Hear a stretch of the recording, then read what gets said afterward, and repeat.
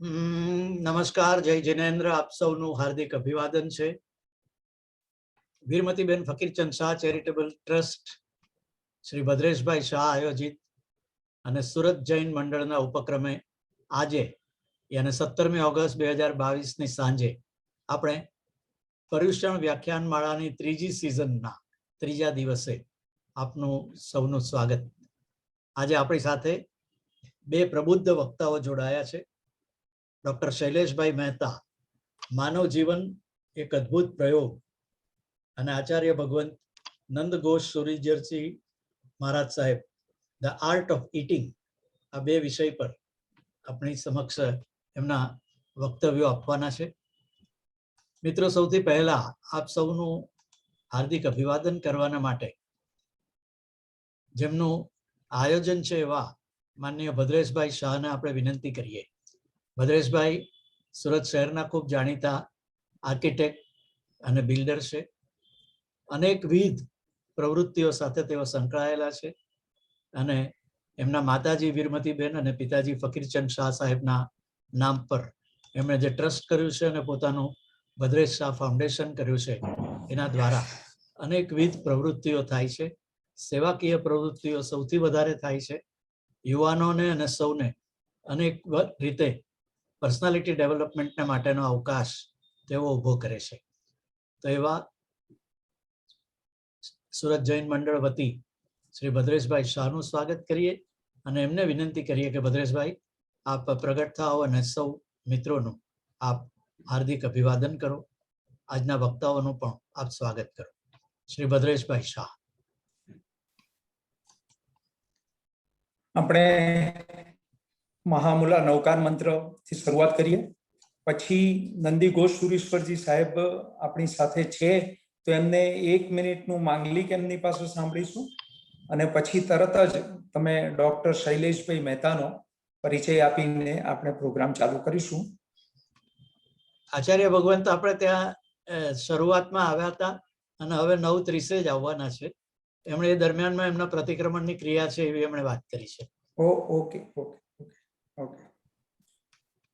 ઓમ નમો હરિહંતાણમ, ઓમ નમો સિદ્ધાણમ, ઓમ નમો આયરિયાણમ, ઓમ નમો વજ્જાયાણમ, નમો લોએ સૌવસાહૂણમ, એશો પંચનમુક્કારો સૌપાવપણાસણો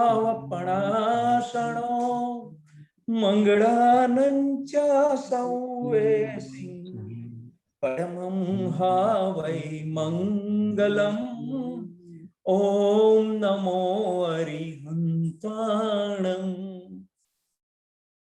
પ્રણામ, નમસ્કાર ભાઈઓ અને બહેનો, મિત્રો અને બાળકો, આપ તમામનું ઉષ્માભર્યું અભિવાદન છે. આ ત્રીજા પર્યુષણ વ્યાખ્યાન માળા સુરતની શ્રેણીમાં આજે આપણી વચ્ચે નરેશભાઈએ જણાવ્યું તેવી રીતે બે પ્રબુદ્ધ વક્તાઓ, એક આઈ સર્જન ઓપ્થેલ્મોલોજિસ્ટ ડોક્ટર શૈલેષભાઈ મહેતા વડોદરાથી અને પરમ પૂજ્ય આચાર્ય ભગવંત, વૈજ્ઞાનિક આચાર્ય ભગવંત નંદી ઘોષ સુરીશ્વરજી મહારાજ સાહેબ એ અમદાવાદથી આપણને બે અત્યંત મહત્વના એવા વિષયો પર પ્રવચન આપશે. આપ સર્વેનું ખૂબ ખૂબ સ્વાગત છે. આજે ત્રીજો દિવસ છે અને મને કહેતા આનંદ થાય છે કે આપણે 2 દિવસ બહુ જ સરળતાથી અને સફળતાપૂર્વક પસાર કરીને આજે ત્રીજે દિવસમાં પ્રવેશી રહ્યા છીએ પ્રવચનમાળાના. મિત્રો, 100 વર્ષથી અમદાવાદ, મુંબઈ ખાસ કરીને, અને 91 વર્ષથી અમદાવાદમાં આ પ્રવચનમાળાઓ ચાલતી હતી. સુરતમાં આ પ્રવચનમાળા નહોતી. મિત્રો સાથે બેસીને વિચાર વિમર્શ કરતા સરસ સમય મળી ગયો અમને કોરોનાના બિલકુલ જ વિષમભર્યા જેલવાસમાં રાધર, અને આ પર્યુષણ વ્યાખ્યાનમાળાની શરૂઆત થઈ શુભ ઓનલાઈન. મિત્રો, આ ઓનલાઈન સિવાય આ સ્પર્ધા કરવી ઘણી અઘરી છે, કારણ કે 16 જેટલા પ્રબુદ્ધ વક્તાઓ કે જેઓ સમગ્ર ભારત અને સમગ્ર વિશ્વમાંથી આપણી સાથે વિચાર વિમર્શ કરવાના છે, આપણને જે ઉપદેશ આપવાના છે, જ્ઞાનની ગંગા લહેરાવવાના છે, તેમને કદાચ સુરતમાં બોલાવવા અઘરા પડે. આ હંમેશા ડિબેટનો વિષય રહ્યો છે મારો અને મારા મિત્રોનો. અમે પ્રયત્ન કરીશું કે આવતે વર્ષે શું પરિસ્થિતિ છે. આ વર્ષે હજુ કોરોનાના ઓછાયામાંથી આપણે બહાર નથી નીકળ્યા. હજુ ઘણા ગાઈડલાઈન છે, ઘણા સ્ટેટ્સની પણ છે. કદાચ ગુજરાત સરકારે પણ પબ્લિક સ્થળો પર માસ્ક પહેરવાની આપી છે. ફરીથી થોડોક એનો ઉપદ્રવ વધ્યો છે. એવા સંજોગોમાં અમને લાગ્યું કે આ વર્ષે તો કમસે કમ ઓનલાઈન જ લઈએ આપણે પર્યુષણ વ્યાખ્યાનમાળા, અને તેથી આપણે ફરીથી ત્રીજા વર્ષે ઓનલાઈન માળા મળી રહ્યા છીએ. મને આનંદ છે કે આ પર્યુષણ વ્યાખ્યાનમાળાનું અદ્ભુત, કદાચ નવાઈ ભર્યું કરી શકાય એવું કવરેજ પેપરો સામે ચાલીને કરી રહ્યા છે. દૈનિક પત્રોમાં 3 કોલમના, અને તે પણ અડધા પાના સુધીની 3 કોલમ કે 4 કોલમની અંદર સમાચાર આવે, એ એક અદ્ભુત વાત છે. અને તેઓ સામે ચાલી અને આ પર્યુષણ માળાના એક દિવસ પતે પછી બીજે દિવસે સવારે એનું રિપોર્ટિંગ માંગતા હોય છે. એટલે આપણે માટે બહુ સરસ અને મજાની વાત છે. આજે આપણી વચ્ચે બહુ જ બધા પ્રબુદ્ધ નાગરિકો, વ્યક્તિઓ પણ હાજર છે. એમાંની હું નોંધ પછી વચ્ચે લઈશ. અત્યારે સમય આપણે વ્યતીત નથી કરવો એને માટે. ખાસ કરીને ડોક્ટર શૈલેષભાઈ મહેતાનો પરિચય આપે તે પહેલા ટૂંકમાં અમારી પ્રવૃત્તિઓ વિશે એકદમ ટૂંકમાં કે વીરમતીબેન ફકીરચંદ શાહ ચેરિટેબલ ટ્રસ્ટ, મારા માતૃશ્રીના અને પિતાશ્રીના સન્માનમાં સ્થપાયેલ ચેરિટેબલ ટ્રસ્ટના પ્રણેતા વીરમતીબેન અને ફકીરચંદ બંને આપણી વચ્ચે નથી. પિતાશ્રી તો 25 વર્ષ પહેલા, બરાબર આ 15મી ફેબ્રુઆરી 25 વર્ષ થશે. માતૃશ્રીને થયું છે 1.5 વર્ષ. પહેલી પર્યુષણ વ્યાખ્યાનમાળામાં એ બિલકુલ મારી બાજુમાં બેઠા હતા, યુટ્યુબમાં દેખાશે તમને. અને બીજી પર્યુષણ માળામાં અને ત્રીજામાં એ આપણી વચ્ચે નથી. એટલે એમના પ્રેરણા અને એમના પ્રોત્સાહનથી સ્થપાયેલા આમાં આ ટ્રસ્ટ દ્વારા અને મારા ભદ્રેશ શાહ ફાઉન્ડેશન દ્વારા અમે સમગ્ર વર્ષ દરમિયાન પુષ્કળ પ્રવૃત્તિઓ કરીએ છીએ. એમાં સિરમોર સમી છે, super speaker and super cultural contest કે જે અમે સતત 28 વર્ષથી કરીએ છીએ. 2 થી 3 મહિના એ સ્પર્ધા ચાલે છે. એ સ્પર્ધામાં અનેક સ્પર્ધાઓનો સમાવેશ થયેલો છે, લિટરેચર સાઇડની અને કલ્ચરલ સાઇડની. અને લગભગ 10 થી વધુ સ્પર્ધાઓ અને એના 100 થી વધુ રાઉન્ડ અને એના 500 થી વધુ પ્રાઇઝીસ અમે છેલ્લે દિવસે એક બહુ જ ગ્રાન્ડ એવોર્ડ અને વિનર્સ શોની અંદર એની વહેંચણી કરતા હોઈએ છીએ. તેના પહેલા અમે કરીએ છીએ જૂન જુલાઈમાં સમગ્ર ગુજરાત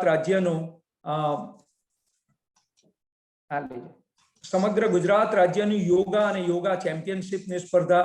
ત્યાર પછી નવરાત્રીનો અસલ ગરબો, આપણી સાંસ્કૃતિક ગરબો, એની સ્પર્ધાઓ અમારી 3 ટીમો દરરોજ જે શેરીઓમાં જઈને કરતી હોય છે.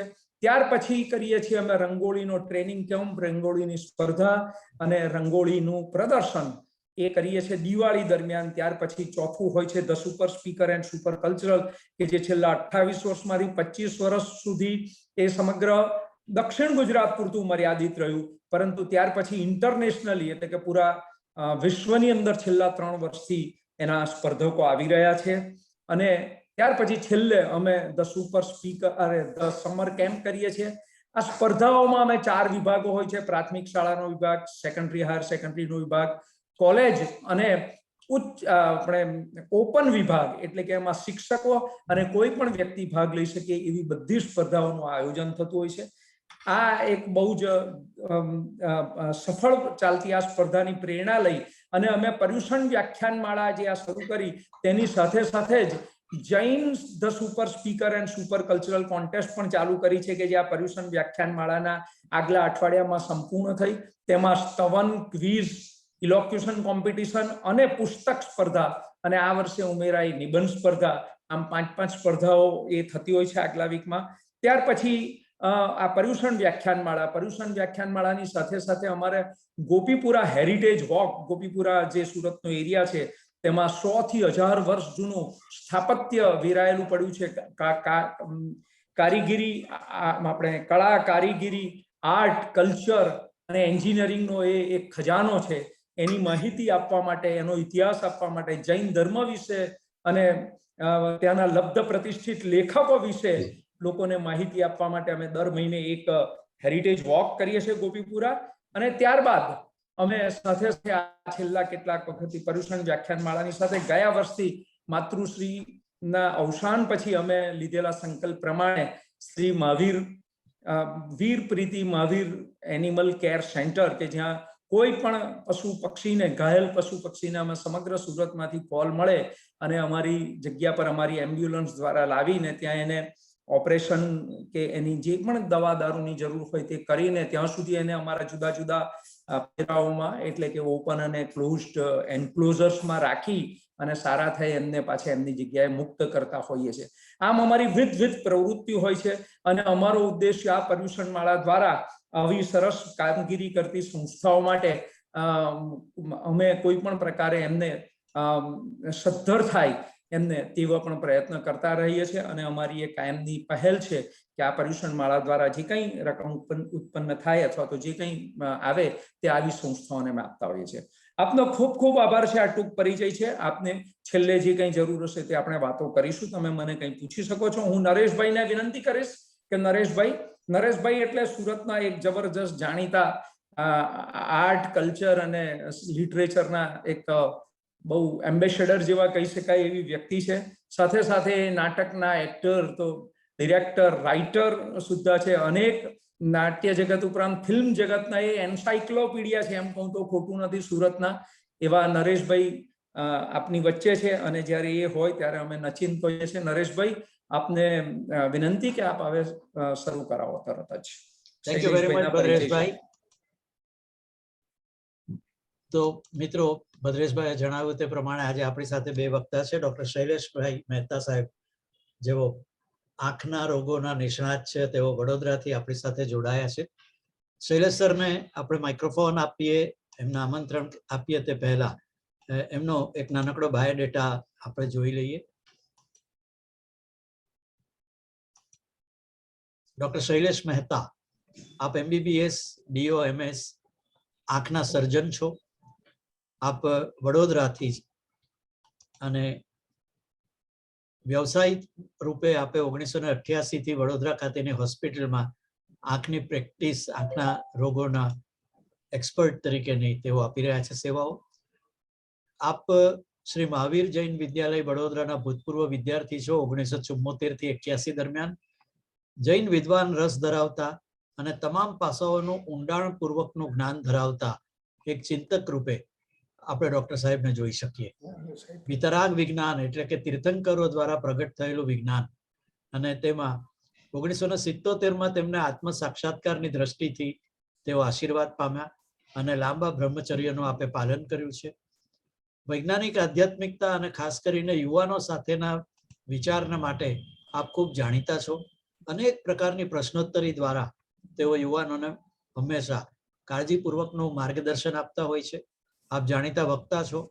નેશનલ લેવલના આપે અનેક વિવિધ વાર્તાલાપો આપ્યા છે. આપે ખૂબ પ્રવાસ કર્યો છે અને પ્રવચનો અને વાટાઘાટો એમણે કરી છે.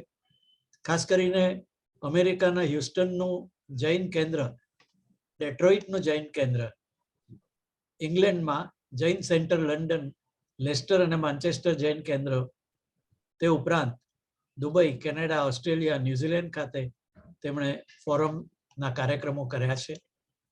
2018માં આપે યુકેની મુલાકાત પણ લીધી અને લંડનમાં આપે new Vanik association, south London Vanik association, Jain network, London Leicester Jain centre અને મેન્ચેસ્ટર જૈન સમાજની સાથે અનેક વાટાઘાટો કરી છે. આપે વિતરાગની દ્રષ્ટિએ પરમ સુખનો વૈભવ, નવી દ્રષ્ટિ, એ જ પુસ્તકનું હિન્દી રૂપ નઈ દ્રષ્ટિ નયા વિશ્વ, અને અંગ્રેજીમાં the introduction of the holistic inner science and integrated living, આ એમના પુસ્તકો છે. આપ ચિંતક છો, લેખક છો, ખૂબ સારા વક્તા છો અને વિષયને ખૂબ ઊંડાણપૂર્વક રજૂ કરવાની આપ માહિર છો. એમણે અનેક સન્માનો એમને મળ્યા છે, અનેક ઇવેન્ટ્સની સાથે તેઓ સંકળાયા છે. રાધર એ ઇવેન્ટ્સનું સર્જન તેઓ કરતા હોય છે. ઇન્ટરનેશનલ અને નેશનલ લેવલના ઇવેન્ટ્સ દ્વારા તેઓ હંમેશા લોકોને મદદરૂપ થવાનો પ્રયત્ન કરતા હોય છે. એવા માનનીય ડૉક્ટર શૈલેષ મહેતા સાહેબને સ્પોટલાઇટ પર મૂકતા આપણે આનંદ અનુભવીએ છીએ. ડૉક્ટર સાહેબ પ્રણામ અને આપનું હાર્દિક અભિવાદન. જય જિનેન્દ્ર. જય જિનેન્દ્ર.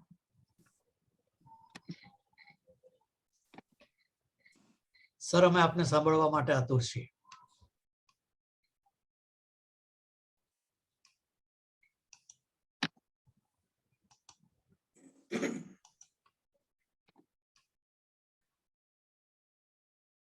તો આજે આપણે એક અદ્ભુત સફર કરીએ, માનવ જીવન એક અદ્ભુત પ્રયોગ. તો શરૂ કરતા પહેલા આ વિતરાગ યાત્રામાં વર્તમાનમાં મહાવિદ્ય ક્ષેત્રમાં વિહરમાન તીર્થંકર ભગવાન શ્રી સિમંદર સ્વામી પરમાત્માને વંદન કરીએ, એમની પરિષદામાં અહીંથી ભાવવંદન પહોંચાડીએ અને જેમનું શાસન છે પ્રભુ મહાવીરને વંદન કરીને શરૂઆત કરીએ. ભદ્રેશભાઈ, મને ખૂબ આનંદ થાય છે કે હવે લોકો સિમંદર સ્વામીને વધુ ને વધુ ઓળખવા માંડ્યા છે અને જેટલું સિમંદર સ્વામીનું અહીં ઓળખાણ થશે, એમની ભાવ પૂજા, અર્ચન, આરતી થશે, એટલું હિન્દુસ્તાનનું ને આપણા સૌનું કલ્યાણ સહેજાસહેજ થશે.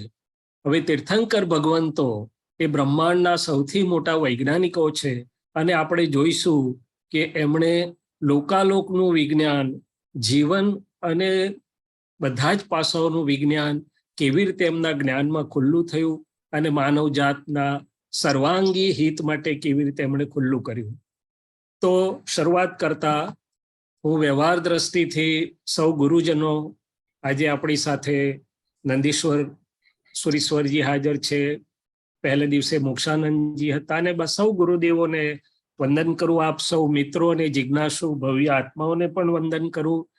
એ વ્યવહાર દ્રષ્ટિથી, પણ નિશ્ચય દ્રષ્ટિથી એટલે કે રિયલ વ્યૂ પોઈન્ટથી હું આપ સૌની અંદર રહેલા શુદ્ધ ચેતન આત્મ સ્વરૂપ, કે જે મૂળ તત્વ સ્વભાવથી અને એના મૂળ ગુણધર્મોએ કરીને મહાવીર જેવું જ છે, ઋષભદેવ જેવું છે, શ્રી કૃષ્ણ જેવું છે, એવા શુદ્ધ આત્મ સ્વરૂપને વંદન કરું છું. અને એ કરતા આપણે સૌ એક જ છીએ એવા એકાત્મ ભાવ સાથે આગળ વધીએ. તો માનવ જીવન એ અદ્ભુત પ્રયોગ. તમને આ શબ્દો કે ટાઇટલ સાંભળીને કે વાંચીને થોડીક નવાઈ પણ લાગી હશે કે માનવ જીવનને પ્રયોગ કેવી રીતે ગણવો, પરંતુ આપણે આગળ જોઈએ તો કે માનવ જીવન એ બ્રહ્માંડનો નિરંતર ચાલતો એક અદ્ભુત પ્રયોગ છે. અને જ્યારે પ્રયોગની વાત આપણે કરીએ તો બે પાસા હોય, પ્રયોગ અને કરનારો એટલે કે પ્રયોગી. તો પછી અહીંયા પ્રયોગનો ભાગ કયો છે અને પ્રયોગી કોણ છે? તો કે આ મન, વાણી, કાયા, અંદર ચાલતી બધી પ્રોસેસીસ અને અંતરના સંયોગો, બહારના સંયોગો, કુદરત, કુદરતનું સંચાલન, નિયમો અને નિયમન, એ આખો પ્રયોગનો ભાગ છે. અને એમાં હું છું, હું જે રીતે અંદરથી છું, જે રીતે હું છું, એ આખો પ્રયોગી છે. અને પ્રયોગમાં આપણે આગળ જોશું કે કેવી રીતે તત્ક્ષણ એના પરિણામોમાં ફેરફાર થાય છે. તો કે હું પોતે એ પ્રયોગી છે. હવે બીજી વાત કે આ નરેશભાઈને ત્યાં આપણે પહોંચ્યા હોઈએ અને ઘારી સુંદર બનાવતો હોય કોઈ કારીગર, તો એ ઘારી બનાવવાનો પ્રયોગ એટલે એની બધી સામગ્રીને પ્રોસેસ જુદી હોય અને બનાવનારો હંમેશા જુદો હોય. એવી રીતે જીવનના પ્રયોગમાં પ્રયોગ જુદો છે અને પ્રયોગી બે ભિન્ન છે. અને જ્યારે પ્રયોગ અને પ્રયોગીની વાત કરીએ એટલે વિજ્ઞાન અને વૈજ્ઞાનિકતા સાથે જોડાયેલી જ હોય. તો આપણે પ્રયોગની જ્યારે વાત કરીએ, વિજ્ઞાનનો કોઈ પણ પ્રયોગ હોય, જો એ પ્રયોગના ફંડામેન્ટલ્સ એટલે કે એના મૂળભૂત સિદ્ધાંતો, એની મૂળ સત્યની સમજ મને હશે તો ઓછી મહેનતે કે વગર મહેનતે ધાર્યું પરિણામ મળશે. પણ જો એ પ્રયોગના ફંડામેન્ટલ્સ, એના સિદ્ધાંતો, એની મૂળભૂત સમજ મારી પાસે નહીં હોય તો ગમે તેટલી મહેનત કરવા છતાં પરિણામ તો નહીં આવે, પણ કંઈક ઊંધા જ ધડાકા થશે. એટલે કે પહેલી વાત જરૂરી છે પ્રયોગની સમજ, એના મૂળભૂત સિદ્ધાંતોનું જ્ઞાન કે એનું સમજ. જ્ઞાની પુરુષ તો બે જ શબ્દ કહે છે કે જો સમજણ અવળી હશે તો બધા જ સ્ટેશન ઊંધા આવશે. દુઃખ, ક્લેશ, મતભેદ, મનભેદ, અથડામણો, ઘર્ષણો, આર્ત ધ્યાન, રૌદ્ર ધ્યાન, કર્મ બંધનો, 4 ગતિના ચક્રાવા, જેટલા પણ સ્ટેશનો પણ બધા ઊંધી દિશાના આવશે. જો સમજણ સવડી થશે તો બધા જ સ્ટેશનો સીધા આવશે. સુખી સુસંવાદિત જીવન, ધર્મ ધ્યાન, આગળ શુક્લ ધ્યાન, કર્મ હળવા થવા, કર્મ મુક્તિ ને છેવટની મુક્તિ. એટલે કે પહેલી જરૂરી છે પ્રયોગની સમજ. હવે પ્રયોગની સમજ આવ્યા પછી પ્રયોગની રીત આવશે, એપ્લિકેશન આવશે. હવે હું નાનપણમાં માનો કે મારી મમ્મીએ મને બધી સામગ્રી આપી કે બેટા આમ નાખજે ને હલાવજે એટલે શીરો થઈ જશે. હવે મને એમ લાગ્યું કે આ ખાંડ જાડી છે, મીઠું જરાક પાતળું છે, કદાચ એનાથી વધારે સારું થઈ જાય તો શું થાય? તો કે કંસાર કરવા ગયા અને થઈ ગઈ થૂલી. એટલે કે પ્રયોગની સમજણ પછી પ્રયોગની રીત, અને અહીંયા આપણા જીવન પ્રયોગમાં, આપણા લેબોરેટરીમાં એપ્લિકેશન કહીએ છીએ, અહીંયા આપણે જાગૃતિ અને પુરુષાર્થનો ભાગ આવશે કે જે સમજ મને પ્રાપ્ત થાય છે એમાં જાગ્રતપણે હું કેવી રીતે મારા જીવનમાં વાપરું. અને ત્રીજી વસ્તુ કે પરિણામ. ભદ્રેશભાઈ ને નરેશભાઈ તો તરત મને પૂછશે કે સાહેબ પરિણામ તો બતાડો, અને પરિણામ કેવી રીતે મૂલાવવા? તો કે છે કે જીવન પ્રયોગમાં આપણે 4 મુખ્ય વસ્તુને પરિણામના માપદંડ તરીકે લઈએ. પહેલું, વ્યવહારમાં રોજબરોજનો જે મારું જીવન છે, વ્યવહાર જીવન છે, તો કે સુખી સુસંવાદિત હકારાત્મક અને અર્થપૂર્ણ જીવન, એટલે કે happy, harmonious, meaningful and positive living થાય. તો મારે સમજવું કે હું મારી ગાડી કંઈક સાચા પાટે ચાલી રહી છે. હું નીકળ્યો તો મુંબઈ જવા, પણ જો દાહોદ રતલામાં આવે તો મારે સમજવું જોઈએ કે આ કંઈક ગાડી ઊંધા પાટે ચાલી રહી છે. આગળ વધીએ, ધ્યાનની વાત આજે આખું વિશ્વ કરે છે. પ્રભુ મહાવીરે જે કહ્યું કે દરેક જીવ પ્રત્યેક ક્ષણે કોઈને કોઈ ધ્યાનમાં અવશ્ય હોય છે. ધ્યાન એ સહજ ચાલતી આંતરિક આપણી અવસ્થા છે, સ્ટેટ ઓફ બીઇંગ છે. તો કે છે કે મારું આર્ત ધ્યાન અને રૌદ્ર ધ્યાન ધીમે ધીમે ઓછું થતું જાય અને બંધ થાય, ધર્મ ધ્યાન વધે અને છેવટે મને શુક્લ ધ્યાન પ્રાપ્ત થાય. એ પ્રયોગનું બીજું પરિણામ છે. પ્રયોગનું ત્રીજું પરિણામ કયું છે? તો કે મારા જે આંતરિક શત્રુઓ છે, જેને વેદાંતે ષડ રીપુ કીધું અને જૈનોએ 6 કશાય કીધું, ક્રોધ, માન, માયા, લોભ, રાગ અને દ્વેષ, એ પહેલા મંદ થાય, એટલે કે કંટ્રોલેબલ થાય, અને ત્યાંથી માર્ગની શરૂઆત છે અને નિર્મૂળ થાય છે. ત્યાં પ્રભુ મહાવીર ઉભા છે, અથવા તો માર્ગ પૂરો થાય છે. ત્રીજું પરિણામ. ચોથું પરિણામ કે મારું પોતાનું જે મૂળભૂત સ્વરૂપ છે, ખજાનો તો અંદર જ પડ્યો છે, કસ્તુરી મૃગમાહી કે છે, પણ શોધે છે બહાર. તો કે અનંત જ્ઞાન, અનંત દર્શન, અનંત સુખ વાળું મારું જે મૂળ સ્વરૂપ છે, એની મને પ્રતીતિ, લક્ષ્ય અને અનુભવ પ્રાપ્ત થાય. સમ્યક દ્રષ્ટિ જેને શાસ્ત્રમાં કીધી છે, ત્યાંથી મુક્તિનો માર્ગ ચાલુ થાય. તો આ ચાલો આપણે આગળ વધીએ. તો પ્રયોગના મુખ્ય 2 પ્રકારે પ્રયોગ ચાલી રહ્યો છે મનુષ્ય માત્રને માટે. એક, હું શૈલેષ છું, પછી આગળ બધું લાગે, હું ઓપ્થેલ્મોલોજીસ્ટ છું, સિનિયર છું, આનો દીકરો છું, આનો પિતા છું, આનો મિત્ર છું. આ મારું છે, આ દેહ એ મારો છે. દેહ એકલો નહીં, મન, વાણી, કાયા, તે જ હું છું, હું જ શૈલેષ. એટલે કે આ બધું મારું છે અને એની સાથે હું કરું છું એ જોડાયેલું જ હોય. તો કે આખું જગત સામાન્યપણે બધા જ મનુષ્યો આ માન્યતામાં કે બિલીફમાં છે. હવે ભગવાન શું કહે છે? તો કે ભગવાન કહે છે કે અમે તો આને અજ્ઞાન કહીએ છીએ. તો કે આટલું બધું મેં જ્ઞાન મેળવ્યું આખા વિશ્વનું, તમે એને અજ્ઞાન કહો છો, કેમ? ચાલો આગળ જોશું. એટલે ભગવાને એને અજ્ઞાન કહ્યું, મિથ્યા દ્રષ્ટિ કહ્યું, દેહાધ્યાસ, દેહમાં જ હું, આત્મબુદ્ધિ એનું નામ દેહાધ્યાસ, અથવા તો કર્તાપદનો અહમ, એ બધું આ માન્યતા સાથે જોડાયેલું જ હોય. પરિણામ શું આવે? તો કે અત્યારે પણ અંદર આકુળતા વ્યાકુળતા બંધ ના થાય, નિરાકુળતા પ્રાપ્ત ના થાય, ભય જાય નહીં. ને આ સ્વસ્તિકને જો આપણે 4 ગતિનું સિમ્બોલ માનીએ તો મનુષ્ય ગતિ, તિર્યંશ ગતિ, નર્ક ગતિ કે દેવ ગતિ, પણ 4ની બહાર નીકળી શકે નહીં. હવે જે લોકો અભ્યાસુઓ છે, આ પર્યુષણ વ્યાખ્યાન માળામાં પણ ઘણા બધા ખૂબ ઊંડા અભ્યાસો છે, ને બીજા ઘણા પણ હશે જે આને સાંભળશે કે જોશે.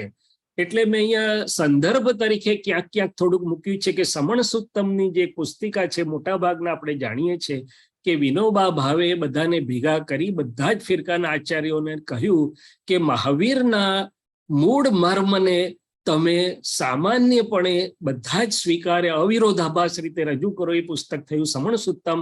એમાં 69મી ગાથા જોશો તો કહે છે કે મિથ્યા દ્રષ્ટિ આત્મા દેહ અને આત્માને એક જ માને છે, અને બહિરાત્મ દશા છે. આત્માની 3 દશા, બહિરાત્મા, અંતરાત્મા અને પરમાત્મા.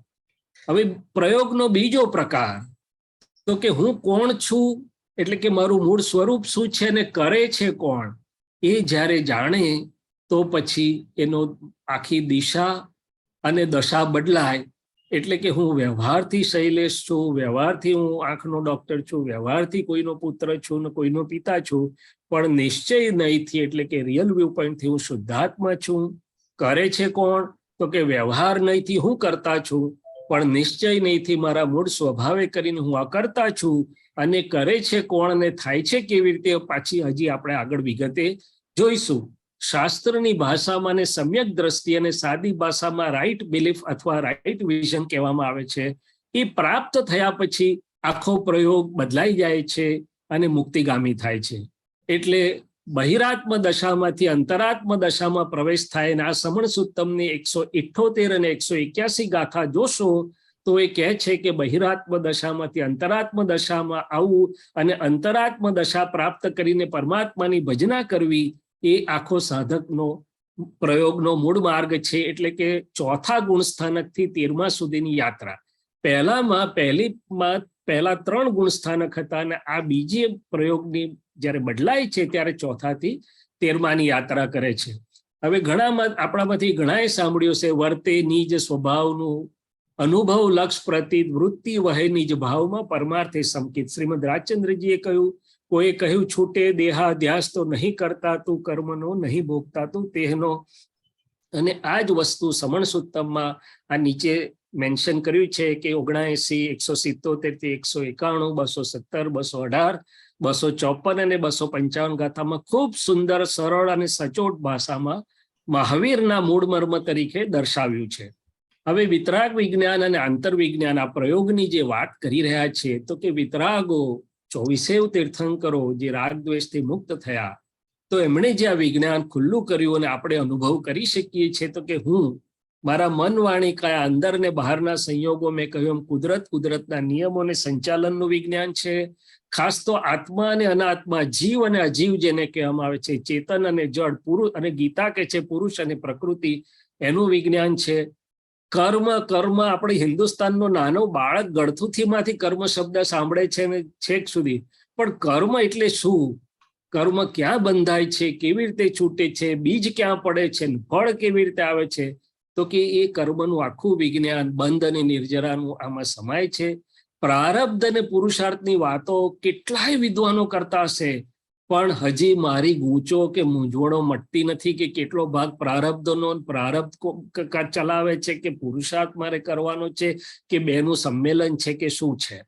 અને અંતરમાં મન અને અંતસ્કરણ, ગયા વર્ષે આપણે આપણું આંતરવિશ્વમાં વાત કરી હતી, વાણીનું વિજ્ઞાન, અને ટૂંકી વાત રોજના દૈનિક વ્યવહારમાં સુખી સુસંવાદિત જીવન પ્રાપ્ત થાય ત્યાંથી માંડીને ઠેઠ કેવળ જ્ઞાન સુધીનું આખું અજવાળું આ વિતરાગ વિજ્ઞાનમાં કે આંતરવિજ્ઞાનમાં સમાયું છે.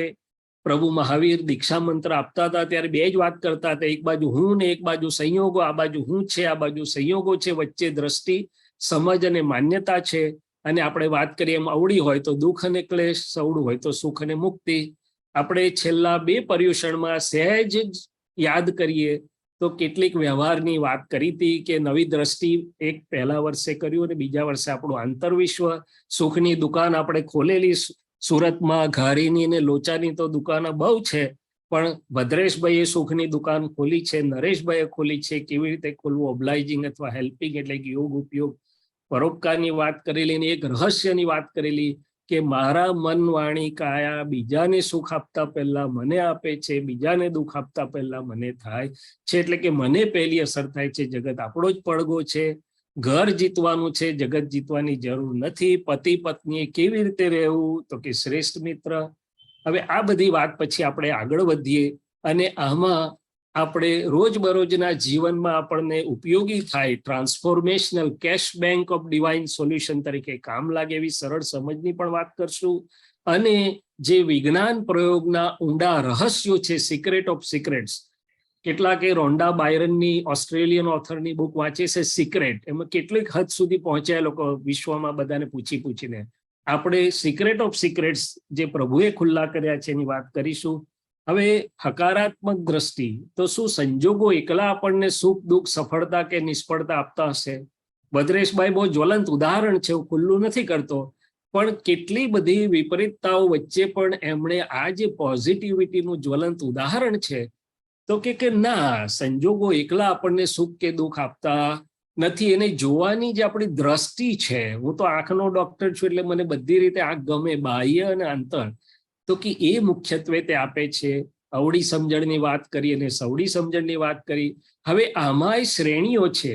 પોઝિટિવ વિઝન એટલે કે હકારાત્મક દ્રષ્ટિ, આગળ વધીએ એટલે યથાર્થ દ્રષ્ટિ, એનાથી આગળ આપણે વધીએ તો સમ્યક દ્રષ્ટિ, એનાથી આગળ જઈએ તો વિતરાગ દ્રષ્ટિ, અને છેલ્લે તત્વદ્રષ્ટિ. એ આપણે યાત્રામાં પ્રયોગમાં શ્રેણીઓના પગથિયા ચડતા જઈ શકીએ છીએ.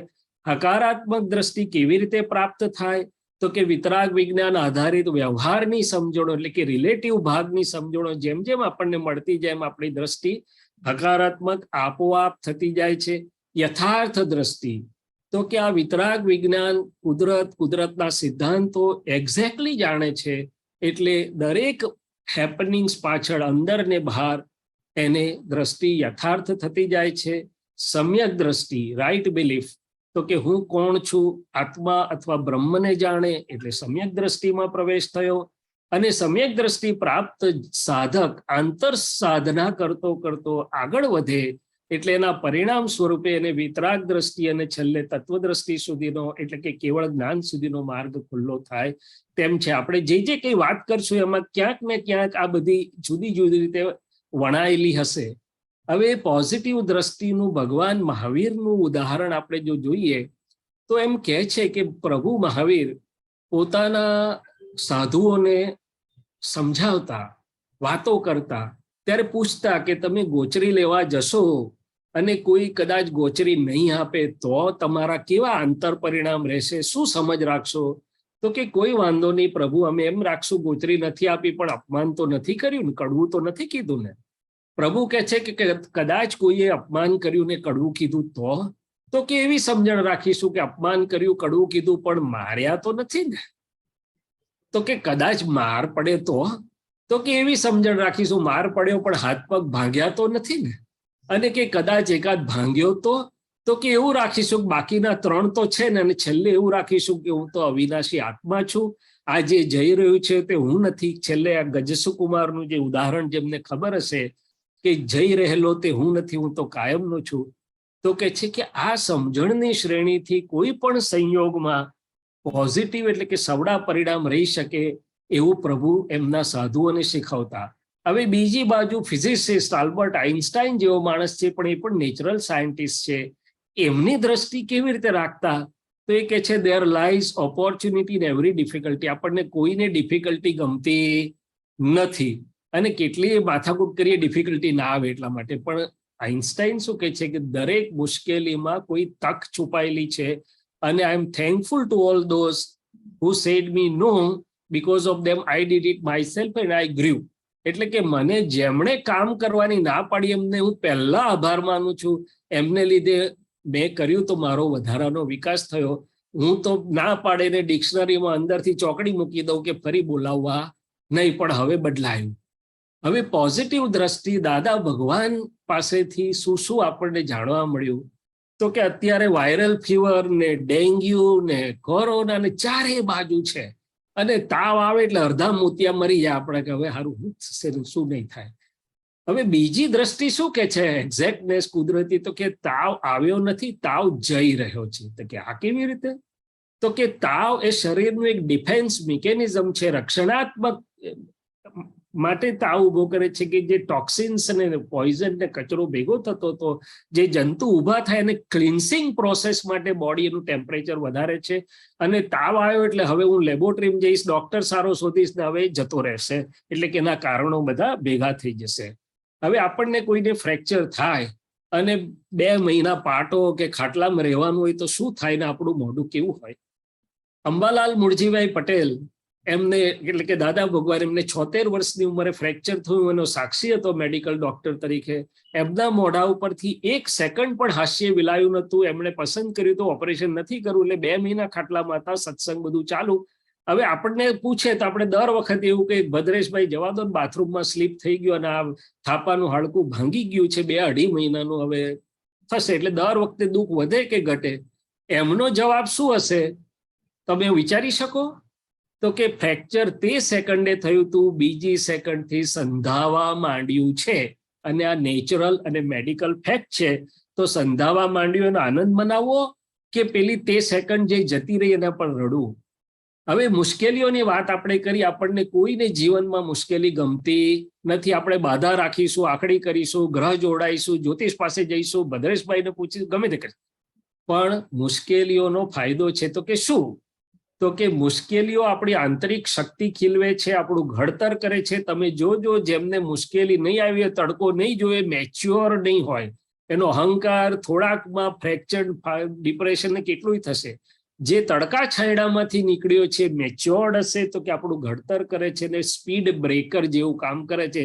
જો સિટીમાં એકેય સ્પીડ બ્રેકર ના હોય ને તો ધડાધડ અથડાય ગાડીઓ કે છે. હવે અનુકૂળતા એ દેહનું વિટામિન છે ને પ્રતિકૂળતા એ આત્માનું વિટામિન છે, અથવા તો અનુકૂળતા એ ખોરાક છે ને પ્રતિકૂળતા એ વિટામિન છે. આપણને જોઈએ કે ના જોઈએ નક્કી કરવાનું. હવે ખાસ મહત્વની વાત, કોઈ આપણી ટીકા કરે, કોઈ કડવું કહી જાય. આ પ્રોગ્રામ કરીએ છીએ એટલે 4 જણ ઊંધું કહેનારા, કડવું કહેનારા, ક્રિટિસિઝમ કરનારા કદાચ મળે કોઈ પણ કામમાં કે ઘરમાં કે બહાર. તો આપણું શું થાય? પહેલા તો મને 2-3 દિવસ ઊંઘ નથી આવતી, ઊંઘ આરામ થઈ જતી હતી, આમથી આમ પાછું ફરવું, આમથી આમ ફરવું, એને કેવી રીતે પાઠ ભણાવ, કેટલું ચાલે ધમાસાણ. પણ હકીકત શું છે? તો કે કોઈ ટીકા કરે, કડવું કે અપમાન કરી જાય, ઉપકારી છે. કેમ? તો કે એ મને ઇન્ટ્રોસ્પેક્શન કરવાની, આંતરિક નિરીક્ષણ કરવાની અને ઇમ્પ્રૂવ થવાની સ્કોપ આપે છે, તક આપે છે. નહીં તો હું જોતા જ નહીં. બીજું કે મારા અહંકારને નોર્મલ રાખે છે, નહીં તો ફૂલીને ફાડકો થાત અને ક્યાંય અથડાત. અને ત્રીજું એની લોન્ડ્રીથી, એના સાબુથી ને પાણીથી મારો કર્મનો મેલ ધોઈ આપે છે, મારો અહંકારનો રસ ધોઈ આપે છે. માટે એને પહેલા ચા નાસ્તો કરવા બોલાવવા. હવે એક બીજી મહત્વની વાત છે, આપણે ઓબ્ઝર્વ કરીએ ભદ્રેશભાઈ, નરેશભાઈ, કે અહીંથી યુએસ ગયા કે દિલ્હી ગયા કે કઈ ગયા દૂર 10-12 કલાકની જર્ની, તો આપણે કહીશું કે અહીંથી અહીં આવ્યો, 14 કલાક થયા, 16 કલાક થયા, થાકી ગયો, 2 દિવસ તો આરામ કરવો પડશે. દાદા ભગવાને શીખવાડ્યું કે ભાઈ તું ગયો, દોડ્યો તો અહીંથી અમેરિકા કે દિલ્હી દોડતો ગયો? કે ના, હું તો ગાડીમાં, એસીમાં, સેકન્ડ એસીમાં, પ્લેનમાં શાંતિથી બેઠો, બુક વાંચી, ખાધું પીધું, મોજ કીધું, કે આંતરિક મંત્ર કર્યા, જે કર્યું તે. તો કે પ્લેન ગયું, ટ્રેન ગઈ, તું નથી ગયો એવું રાખીશ તો થાક નહીં લાગે અને તારો સમય પોઝિટિવલી, કન્સ્ટ્રક્ટિવલી વપરાશે.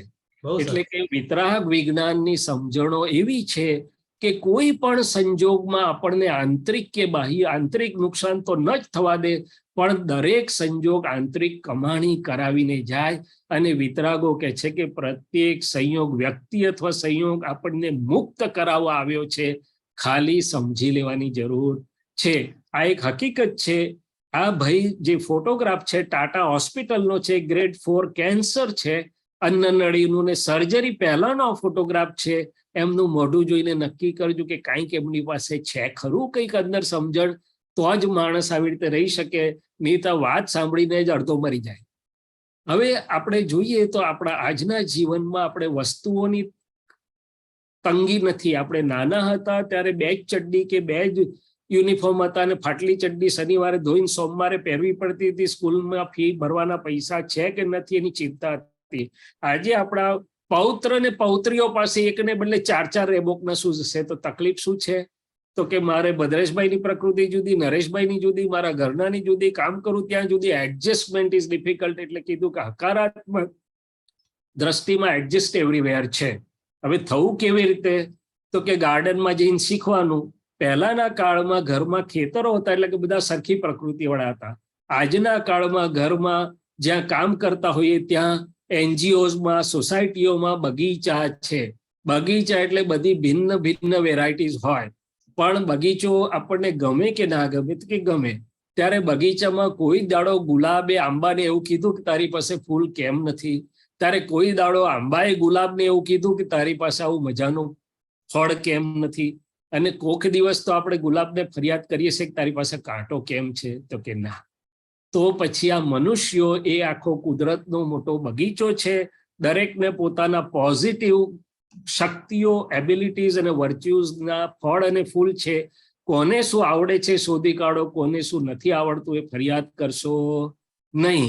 ખાસ કરીને આજના નવા થયેલા સાસુ સસરાઓને નવી વહુ આવે એટલે કે આ નથી આવડતું તે નથી આવડતું એવું ના કરશો. શું આવડે છે શોધી કાઢો, ફર્સ્ટ ક્લાસ ખવડાવશે તમને. હવે આ પથ્થર રસ્તા વચ્ચે પડ્યો હોય ભદ્રેશભાઈ, નરેશભાઈ, તો આપણે શું કરીએ?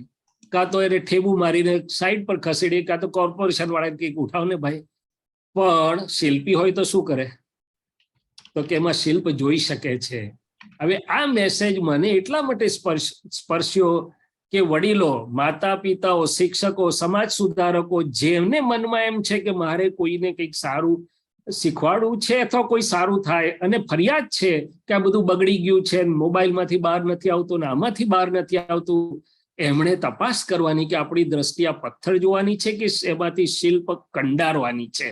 જો આપણું આંતરચારિત્રને સમજણ એટલી સુંદર હશે તો એ પથ્થરમાંથી પૂજનીય શિલ્પ બની જશે સાહેબ. અને મા બાપ, શિક્ષકો કે વડીલો એ બગીચાના માલિક નથી, માળી છે. ગુલાબને પોષણ આપશો તો એની મેળે ગુલાબનું ફૂલ ખીલશે, મોગરા પર ગુલાબ કલમ કર્યા સિવાય ના ખીલે, મોગરો ખીલશે. પણ આપણું કામ એને પોષણ આપવાનું છે. હવે આગળ આપણે સમ્યક દ્રષ્ટિ અને તત્વદ્રષ્ટિની વાત કરીએ તો આ દરેક જીવ માત્રમાં શુદ્ધાત્મા ભગવાન રહેલા છે. એટલે આ ડાયમંડ સિટી છે સુરતનું, આ પથરામાંથી ડાયમંડ જુએ, કંડારી કાઢે. તો ભગવાન શું કે છે કે તારી અંતરચક્ષુથી તું જોઈશ તો દરેક જીવમાં શુદ્ધાત્મા ભગવાન રહેલા છે, એના વંદન કર. એટલે ગીતામાં આત્મવત સર્વભૂતેષુ કીધું.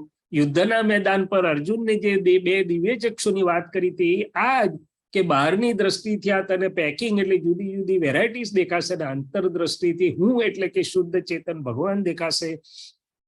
જૈનિઝમમાં કહ્યું કે પ્રત્યેક જીવ છે સિદ્ધ સમજે તે થાય. તો કે હું બધામાં શુદ્ધાત્મા જોઈશ. જે મેં આ પહેલી સ્લાઇડથી શરૂઆત કરી, તો મારું સિદ્ધત્વ ધીમે ધીમે ખુલ્લું થવા માંડશે. અને આ જોયા પછી આપણી દ્રષ્ટિ ક્યારે નેગેટિવ કે આવડી થઈ શકે? હવે બીજું એક વાત, મૂળ પ્રયોગમાં જતા, એટલે મૂળ પ્રયોગના રહસ્યોમાં લઈ જતા પહેલા મારે એક સહેજ વાણીની વાત કરવી છે. કારણ કે આજે આપણને બધાને અનુભવ છે કે આપણું જે વર્લ્ડ છે, words can make or break your world. સુરતીઓને માટે એવું કહેવાય છે કે દિલના બહુ સારા, પણ એ બોલે ને એમાં 3 મીઠાઈ હોય. એ જે સુરતીઓને ઓળખે અને ગળી લાગે, અને સુરતીઓને ના ઓળખતા હોય પહેલી વાર ભાગવાની વાત કરે કે આ કેમ આવી વાણીની મીઠાઈ ખવડાવે છે. તો કે છે કે વાણી બહુ જ મહત્વનું છે. ને એ ત્યાં સુધી કહેવાય છે કે વાણી આ કાળમાં બોલ સચવાઈ ગયો, અને બધા મહાવ્રત સચવાઈ ગયા. સત્ય, અહિંસા, ચૌર્ય, પરિગ્રહ ને બ્રહ્મચર્ય, એટલું બધું છે. હવે દ્રૌપદીના 2 જ શબ્દ નીકળ્યા, આંધળાના આંધળા, ને એમાં આખું મહાભારત થઈ ગયું. જ્યારે મહાવીર પ્રભુના 2 શબ્દ પેલા ચોરના દીકરાને સાંભળવા નતા, પણ કાંટો કાઢવા ગયો ને સંભળાઈ ગયા, તેને મોક્ષે લઈ ગયા. તો કે મુક્ત પુરુષના શબ્દો 2 શબ્દો મુક્ત કરાઈ શકે. પણ આ 2 એક્સ્ટ્રીમ વચ્ચે આપણે આપણી વાણીને સમજીએ તો કે આપણા શબ્દો સામાન્ય શું અસર કરે છે એ બહુ જ મહત્વનું છે. અને જો આપણી વાણીથી કોઈને દુઃખ પહોંચશે, હવે કાયમ આપણને એવું થાય છે કે હું તો સાચો છું, હું તો સાચું કહું છું, એના હિત માટે કહું છું. પણ જો એને દુઃખ થાય છે તો પહેલા મને પણ દુઃખ આપશે, એને પણ દુઃખ આપશે. સ્પંદનો મને ઉડ્યા વગર રહેશે નહીં. એટલે બધા જ શાસ્ત્રોએ કહ્યું કે સાચું ક્યારે કહેવાય અથવા કેવી રીતે કહેવું, તો કે એને હિત થવું જોઈએ. સામેવાળાનું હિત થાય છે કે નહીં જુઓ. મિત એટલે કે થોડું ટૂંકમાં હોવું જોઈએ. એકનું એક સેન્ટન્સ 10 વાર આપણે બોલ કરીએ એટલે આપણા દીકરાનો દીકરો આપણને એવું કે enough dad, grand dad, enough, તમે બહુ વાર કીધું. આ હિત, મિત, પ્રિય અને સત્ય હોય ત્યારે સત્ય કહેવાય છે. સમણ સુત્તમમાં પણ આ વાત છે, 399 અને 400 ગાથામાં, વેદાંતમાં પણ એ વાત છે. હવે એના 2 સિક્રેટ્સ કહું વાણીના, કે આ વાણી કેવી રીતે નીકળે છે અને સામાન્ય અસર કરે. તો કે હેતુ મુજબ વાણી હોય છે. અત્યારે આપણો હેતુ પર્યુષણ વ્યાખ્યાનમાળામાં સુંદર છે, તો એ જ વાણી બહુ સુંદર નીકળશે. અને હું ઘરમાં છું, ધંધાની જગ્યાએ છું, મારા હાથ નીચે 25 માણસો કામ કરે છે ત્યારે મારો હેતુ જુદો થઈ જાય છે, તો એ જ વાણી આખી કડવી અથવા તો વાગે એવી પણ થઈ જાય છે. એટલે કે હેતુ જોતા શીખો, અને જો હેતુ સુધરી જશે તો વાણી આપોઆપ સુધરી જશે, સુધારવી પડશે નહીં. બીજું, વાણી કોડવર્ડ ને આધારે નીકળે છે. કોડવર્ડ એટલે અંદર સૂક્ષ્મ પ્રિન્ટ પડેલી છે. કેટલાક કે છે હું તો જેવું હોય એવું મોઢે કહી દઉં, કોઈની સાડી બારી રાખતો નથી, પણ એ જે કોડવર્ડ છે એ પછી સારી વાણી મીઠી બોલવા જાય તોય પેલો ઓપરેશનલ થઈ જાય છે. એટલે કે કોડવર્ડ બદલવા પડે. તો તીર્થંકરોની ને જ્ઞાનીની વાણીના કોડવર્ડ કેવા હોય છે? તો કે એમના કોડવર્ડ બે પ્રકારના હોય. એક, કે આ વાણીથી કોઈનું પણ પ્રમાણ ન દુભાય, દુઃખ તો ના થાય. ચોર હોય, સાહુકાર હોય, સતી હોય, વેશ્યા હોય, ભિન્ન ભિન્ન અવસ્થાના હોય, પણ કોઈનું પણ પ્રમાણ ન દુભાય. ને બીજું કે સહુનું આત્યંતિક સર્વોત્કૃષ્ટ કલ્યાણ થાય, સહુનું આત્મકલ્યાણ થાય. આ બે કોડવર્ડને લીધે તીર્થંકરોની વાણી 35 અતિશયો એટલે કે એક્સેપ્શનલ ક્વોલિટીઝ વાળી થાય છે. પણ એ રિઝલ્ટ છે એના રૂટ કોઝમાં આ વાણીનો હેતુ, વાણીનો કોડવર્ડ, એમની ભાવના છે. આ તમને મેં સંક્ષિપ્તમાં કહ્યું. અને આપણે વાણી સુધારવા માટે, વાણી સુધરી જશે તો આખી જીવન અને વ્યવહાર બધું જ સુંદર થઈ જશે. તો કે ઉપાય શું? તો કે એક ભાવના કે હે પ્રભુ, મારે આ વાણીથી કઠોર કે તંતીલી ભાષા ન બોલાય, ન બોલાવાય, કે બોલવા પ્રત્યે ન અનુમોદાવી શકીએ, પણ કોઈ કઠોર કે તંતીલી ભાષા બોલે તો પણ મને મૃદુ રુજુ ભાષા બોલવાની શક્તિ આપો. આ વાણીથી સૌનું સુખ હો, કલ્યાણ હો. પછી વાણી પર જાગૃતિ કે આખો દિવસ દરમિયાન આમાં ક્યાં કોઈને દુઃખ થઈ ગયું છે અને જરૂર પડે ત્યાં પ્રતિક્રમણ. તો ચાલો આટલી વાત કરીને આપણે પાછા જીવન પ્રયોગના મૂળભૂત ભાગ તરફ ચાલી જઈએ. તો આ પ્રયોગ જે ચાલી રહ્યો છે બહુ જ અદ્ભુત છે. એમાં પહેલું આપણે સમજીએ કે મારા હાથમાં શું કરવાની સ્વતંત્ર સત્તા છે. Independently what all can I do and what all can I not do. શું હું સ્વતંત્ર ઇન્ડિપેન્ડન્ટ કરતા છું? Am I independent doer? હું કરું છું, કોઈ કરે છે, ભેગા થઈને કરે છે, શું થઈ રહ્યું છે આ? તો આ હું છું. ધાર્યું થાય, સર્જરી સારી થાય, ભદ્રેશભાઈ કોમ્પ્લિમેન્ટ્સ આપે તો હું શું કહીશ? મેં કર્યું, મેં કર્યું. અને જો કંઈ કોમ્પ્લિકેશન થાય તો નરેશભાઈ કે તમે તો યાર બહુ નામના વાળા હતા, તમારી પાસે નામ સાંભળીને આવેલા, સાહેબ કેમ તકલીફ પડી? એટલે હું શું કહીશ? Nareshbhai, I did my best, પણ તમારા બોડીનો ઇમ્યુનિટી પાવર સારો નહોતો, તમારા બોડીએ સારું રિસ્પોન્ડ નહીં કર્યું, ફલાણું થયું, ફલાણું થયું. અને કેટલા બધા લાખો સંજોગો સાનુકૂળ હોય તારે એક વસ્તુ બને છે. મેં પોતે અનુભવ કર્યો છે કે સર્જનની આંગળી કોણ ચલાવે છે? 9માં સારું થાય ને 10માં ખૂબ સારું કરવું હોય ને સરળ કેસ હોય તો કેમ ઊંધું પડે છે? ચલાવનાર કોણ છે? ઊંઘમાં આ બાળકનું કોણ ચલાવે છે? જન્મે તે પહેલા બધું હાજર. અને હાર્ટને પૂછ્યું ખરું કે તને સેકન્ડ પણ ઇન્ટરપ્શન વગર કોણ ધબકતું રાખે છે? હું તો નસકોરા બોલાવીને ઊંઘી જઉં છું, ગારીને લોચો ખાઈને, સવાર સુધી લાકડું થયો હોવ તો પણ તું ચાલતું રહે છે. તો કે આ એક સમજવા જેવી વાત છે કે કોઈ પણ કાર્ય માટે અસંખ્ય સંયોગો સાનુકૂળ ભેગા થવા જોઈએ. અત્યારે આપણે એક સાથે વાત કરી રહ્યા છીએ, એમાં પણ આ ઇન્ટરનેટ ચાલે છે, કોમ્પ્યુટર ચાલે છે, લિંક બ્રેકઅપ નથી થતી, મેઘરાજા થોભ્યા છે, સારી રીતે ચાલે છે. હમણાં બપોરે કલાક પહેલા એટલા બધા ધોધમાર પડતા હતા, મેં કોઈ આટલા પડશે ને તો ઇન્ટરનેટે ખોરવાઈ જશે ને ખબર નહીં શું થશે. તો કે કોઈ પણ સંજોગો કાર્ય માટે લાખો સંજોગો, સ્થૂળ, સૂક્ષ્મ, સૂક્ષ્મતર, ભૂત, વર્ત અને ભવિષ્યના ભેગા થાય તો એક કામ થાય છે. એક પણ સંજોગ આગો પાછો થાય તો કામ થતું નથી. હવે આપણે આપણી જાતને પૂછીએ કે આ બધા સંજોગો પર મારો સ્વતંત્ર કાબુ છે ખરો? Can I control and command everything? તો કે ના. જો એમ હોત તો કૃષ્ણ ભગવાને મહાભારત તો ભલે ધર્મ માટે થવા દીધું, પણ યાદવા સ્થળી તો ના જ થવા દે. કે ના, કોઈની પણ પાસે આ વાત સ્વતંત્ર સત્તા, હેપનિંગ્સના ભાગની ટોટલી ઇન્ડિપેન્ડન્ટ સત્તા ન હોય. ઇટ હેપન્સ, એ બને છે. અને બને છે એમાં સમવાય કારણો, શાસ્ત્રો એને સમવાય કારણ નામ આપ્યું. આપણે એને સાદી ભાષામાં ફેડરલ કોઝિસ કે દ્રવ્ય, ક્ષેત્ર, કાળ, ભાવિ, ઉપકરણ, નિમિત્ત, પુરુષાર્થ, પ્રારબ્ધ, ભવિતવ્યતા બધું ઘણું ભેગું થાય. દાદા ભગવાને એને સાદી ભાષામાં સાયન્ટિફિક સર્કમસ્ટન્શિયલ એવિડન્સીસ કીધા. એનાથી આ બધું થઈ રહ્યું છે. હવે જો સંજોગોના અધીન થઈ રહ્યું છે ને સંજોગોથી થઈ રહ્યું છે, તો પછી હું એવો અહંકાર કરી શકું ખરો કે મેં કર્યું? ઘણાને નિયમ હોય છે કે સવારે પૂજા સામાયિક કર્યા વગર હું ચા નાસ્તો કરતો નથી. પછી કોક દિવસ આપણે જઈએ ને પૂછીએ કે આજે કર્યા તો કે ના, તો કેમ? તો ઘૂંટણ બતાડે કે આજે ચલાતું ઉઠાતું જ નથી કે છે. તો ઘૂંટણ જતા હતા કે આપણે જતા હતા? તો કે બધું સારું હોય તો થાય, નહીં તો ભલે આપણે નિમિત્ત છીએ, મુખ્ય નિમિત્ત છીએ, પણ કેટલા બધા સંજોગો જોઈએ. અને આ નહીં સમજવાથી શું થયું તો કે હું કરું એ જ અજ્ઞાનતા, શકટનો ભાર, જેમ શ્વાન તાણ્યા કૂતરું છે ને આ ગાડા નીચે, તો કેટલું સુંદર મજા કરે છે, હું કરું. અને ગીતામાં શ્રી કૃષ્ણ ભગવાન 3જા અધ્યાયના 27 શ્લોકમાં જુદી રીતે સમજાવવા કે છે કે પ્રકૃતિના 3 ગુણોથી બધું થાય છે, પણ અહંકારને અજ્ઞાનને કારણે મૂળજન એમ સમજે છે કે હું કરું છું. ટૂંકમાં બધાએ કોઈને કોઈ પ્રકારે કર્તા પદના અહંકારથી છોડાવવા માટેનું આખું વાસ્તવિકતાનું વિજ્ઞાન આપવાની વાત કરી છે.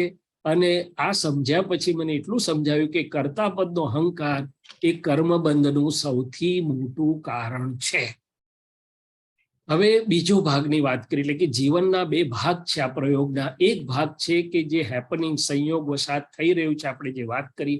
અત્યારે આપણે બધા ભેગા થયા છીએ, કેટલા બધા સંજોગો ભેગા થયા. ભદ્રેશભાઈ આયોજન કર્યું, નરેશભાઈ સંયોજન કર્યું, આ બધું ઇન્ટરનેટ ચાલે છે. પણ એ તો રિઝલ્ટ છે, ફળ છે. શાનું ફળ છે? તો કે એના ભાવ બીજ પહેલા પડેલા છે. ભદ્રેશભાઈને પૂછશો તો કેટલાય વર્ષોથી ભાવ કરતા હતા. સાંભળનારાના કઈ ભાવ બીજ પડ્યા હોય કે અમારે કઈ યથાર્થ વસ્તુ જાણવી છે આપણા, એટલે કે બધાના જે ભાવ બીજ જુદા જુદા પડેલા કુદરતે બધાને અહીં ભેગા કર્યા છે.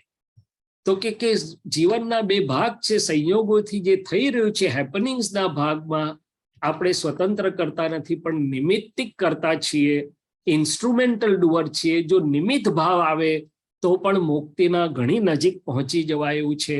અને જો યથાર્થ સમજ મળે અને અહંકાર કર્તાપદનું નીકળી જાય, છૂટી જાય, કરે છે કોને સમજાઈ જાય, તો મુક્તિનો ડાયરેક્ટ પાથ છે, એટલે કે ડાયરેક્ટ ફ્લાઇટ છે, પછી કોઈ વચ્ચે રોકાવી શકે એવું નથી. એટલે અને જીવનનો જે બીજો ભાગ છે જે સંયોગોથી સ્વતંત્ર છે પણ સમજણ પર આધારિત છે, એ અંદર ભાવાભાવનો ભાગ છે, એ આપણે આગળ જોઈએ. હવે એ જોતા પહેલા આપણે એક બીજો પ્રશ્ન આપણી જાતને પૂછીએ. ભદ્રેશભાઈ, નરેશભાઈ અહીંયા સાંભળનારા અને પછી સાંભળશે બધાય, કે શું હું મારા મનની બાબતમાં સ્વતંત્ર છું? તો કેટલાક લોકો કહેશે હા અને ના. તો કે હા કેવી રીતે? તો કે હું મારા મનને કેળવણી આપું, ધ્યાનમાં બેસું, યોગ કરું, આમ કરું, સમાધિ કરું, આમ કરું, તેમ કરું. ઓકે.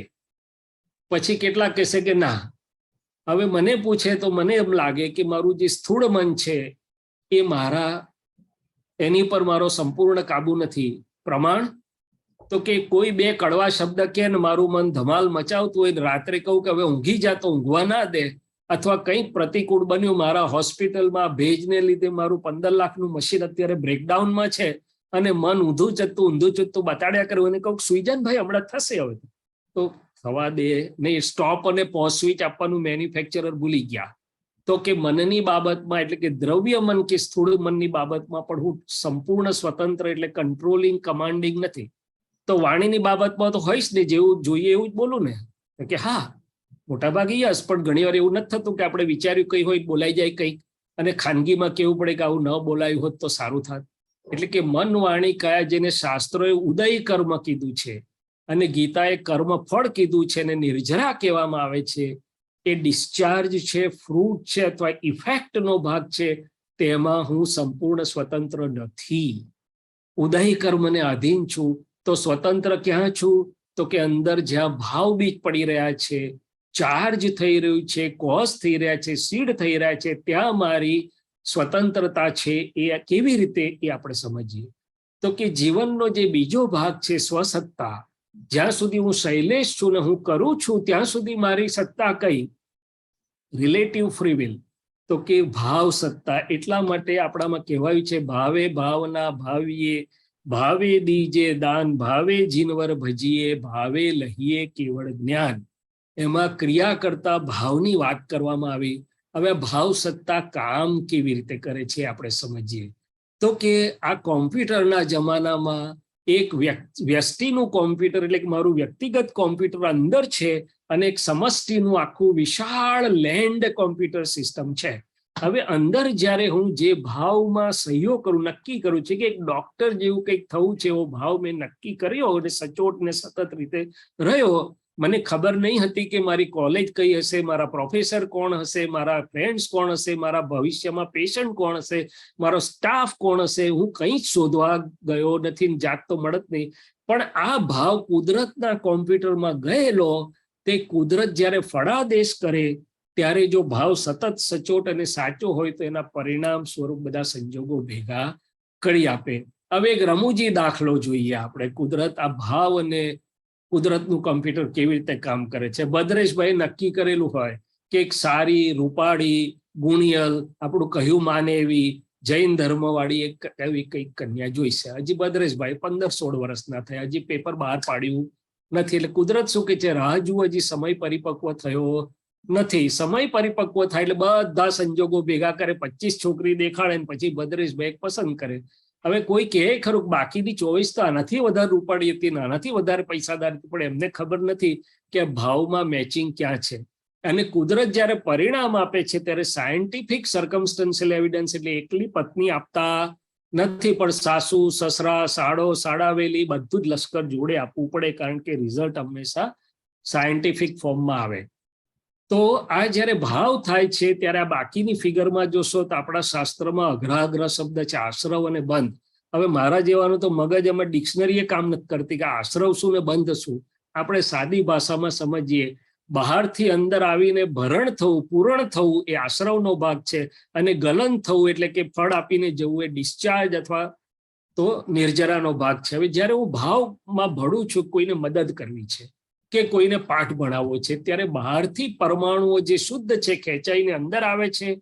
ચેતનની હાજરીમાં વિભાવ થવાથી ચાર્જ થાય છે, પ્રિન્ટ થાય છે, અંદર સ્ટોર થાય છે, વ્યક્તિગત કોમ્પ્યુટરમાં નેચર જોડે લિંક થાય છે. તો કે આને ભાવ કર્મ કહેવામાં આવ્યું છે ને. અહીંયા નવો કર્મનો બંધ અથવા તો બીજ પડે છે. એનાથી આખા જીવન દરમિયાન જે થયું કારણ શરીર, કોઝલ બોડી તૈયાર થાય છે. અને આપણી આ 3 ટેરાબાઇટ ને 4 ટેરાબાઇટનો કઈ હિસાબ નથી. આત્માના પ્રત્યેક પ્રદેશો પર અનંત પરમાણુઓની પ્રિન્ટ આવી રીતે સ્ટોકમાં રહી શકે છે. અને આખા જીવન દરમિયાન જે કારણ શરીર તૈયાર થાય, કેવી રીતે કામ કરે તે આપણે સમજીએ. તો કે આ બધું જે થયું એ મૂળ આત્માનો ભાગ? તો કે ના, મૂળ આત્માને જો થતું હોત તો સિદ્ધ ગતિમાં જોડે ને જોડે ચોટેલું રહે. તો કે મૂળ આત્માની ફક્ત હાજરી છે ચેતનની, શુદ્ધ ચેતનની. એની હાજરીમાં હું છું, નામધારી છું, કરું છું, આ પાવર પુરાય છે.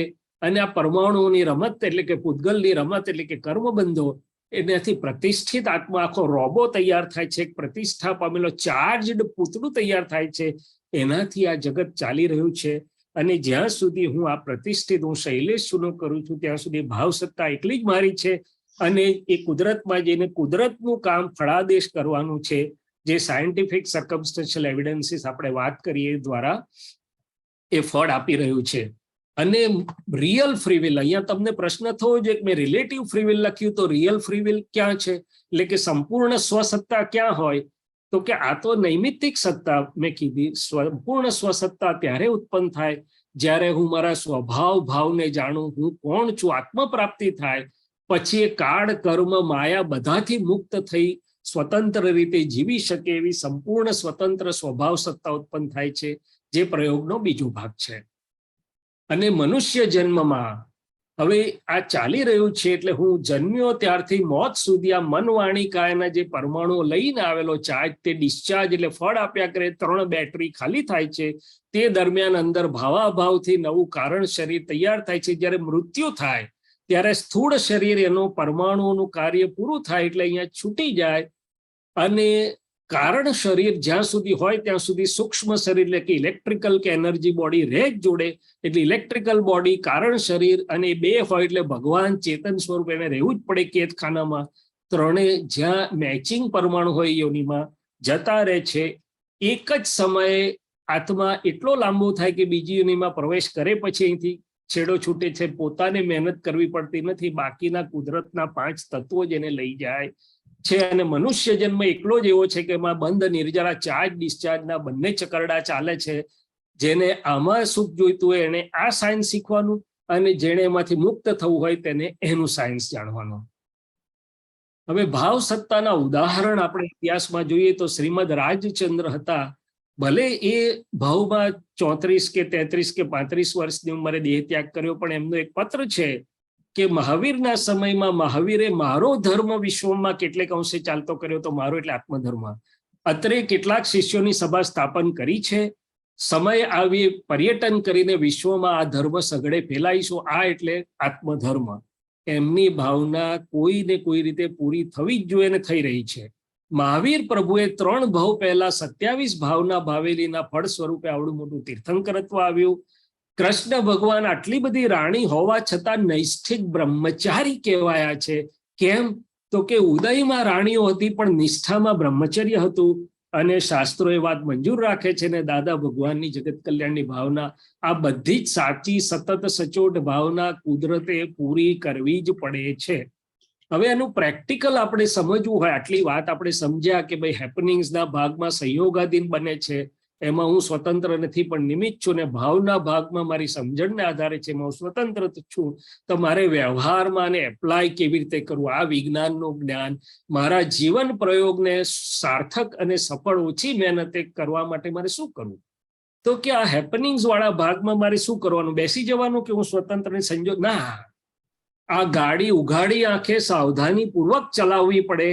પછી કંઈક થાય તો કેવું કે આ કુદરતને આધીન છે, પણ પહેલા તો ડુ યોર બેસ્ટ.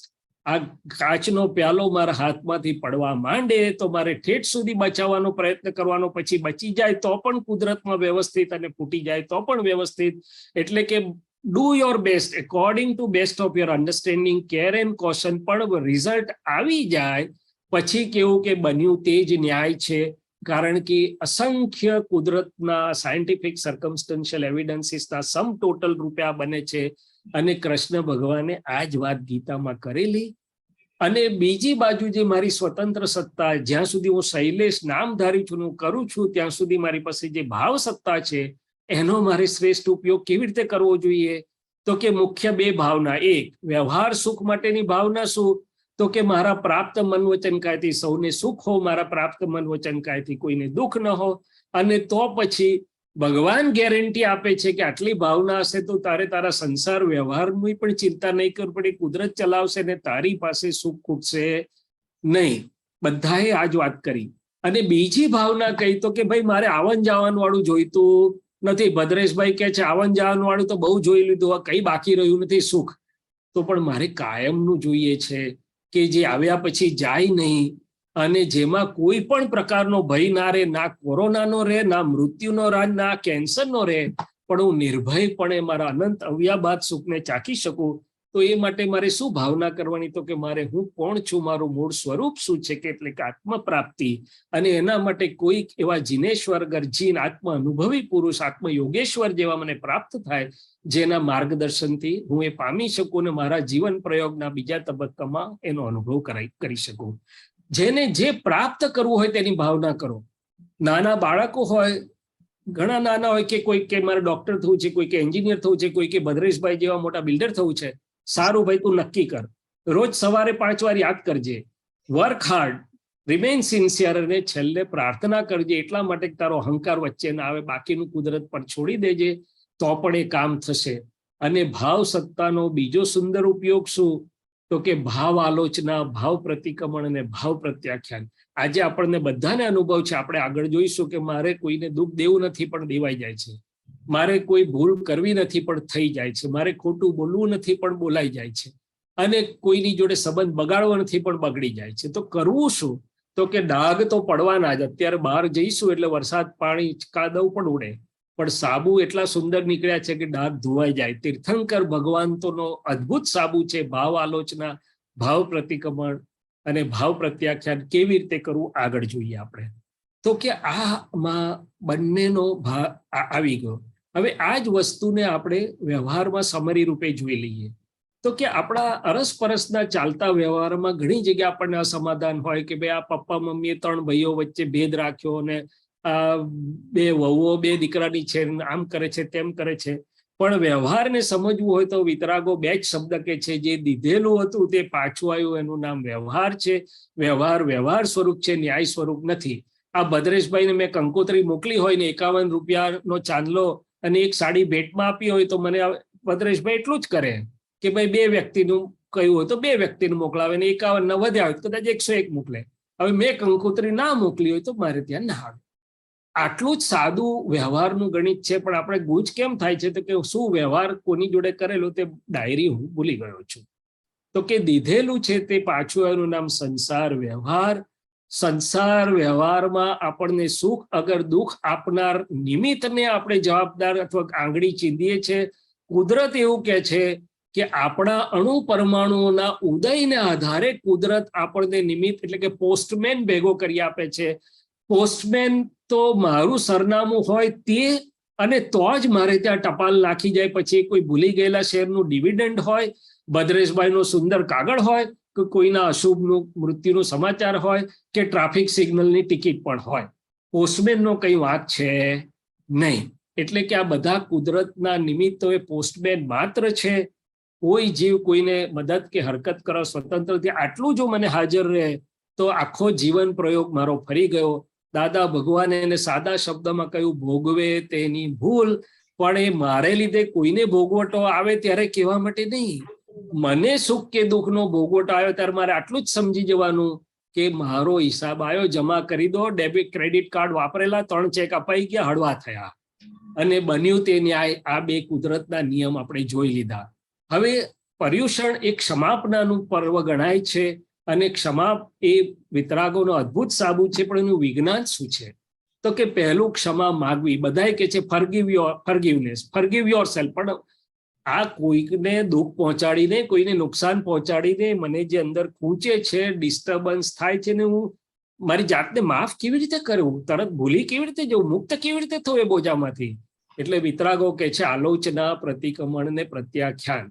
મારાથી ભદ્રેશભાઈને કઈ દુઃખ પહોંચ્યું તો મારે શું કહેવું જોઈએ કે હે પ્રભુ, હે મહાવીર સ્વામી, હે સિમંદર સ્વામી પ્રભુ, આપની સાક્ષી આ ભદ્રેશભાઈના મન વચન કાયા એમના ભાવ કર્મ, દ્રવ્ય કર્મ અને નો કર્મથી અંદર તદ્દન જુદા એવા હે શુદ્ધાત્મા ભગવાન, તમારી જોડે મારે આ દુઃખરૂપ વ્યવહાર થયો એ હું કબૂલ કરું છું. ભૂલ થઈ છે, માફી માંગુ છું, ફરી ન કરું નક્કી કરું છું, મને શક્તિ આપો.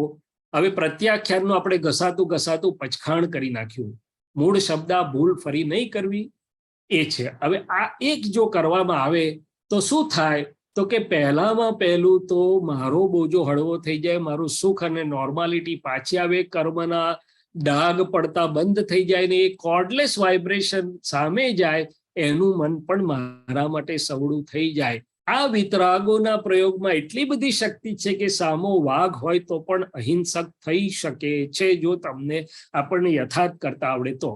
બીજી એક અદ્ભુત વાત આપની સાથે અનુભવની શેર કરવા માંગુ છું કે સંવત્સરી પ્રતિક્રમણ અથવા વર્ષમાં એકવાર આપણે જે પ્રતિક્રમણો માટે ભેગા થઈએ છીએ તો અમને એવો અનુભવ થયો કે તે દિવસે ખાસ કરીને ઘરની નજીકની વ્યક્તિઓ, હસબન્ડ હોય તો વાઈફ હોય તો હસબન્ડ, દીકરાઓ દીકરીઓ જે 5, 25, 50 છે એને રીતસર પગે અંગૂઠે પડી અને એના શુદ્ધાત્મા ભગવાનને જોઈને જો આપણે માફી માંગીએ તો ઢગલો કર્મના બોજા હળવા થઈ જાય છે. અમે દર વર્ષે કરીએ છીએ.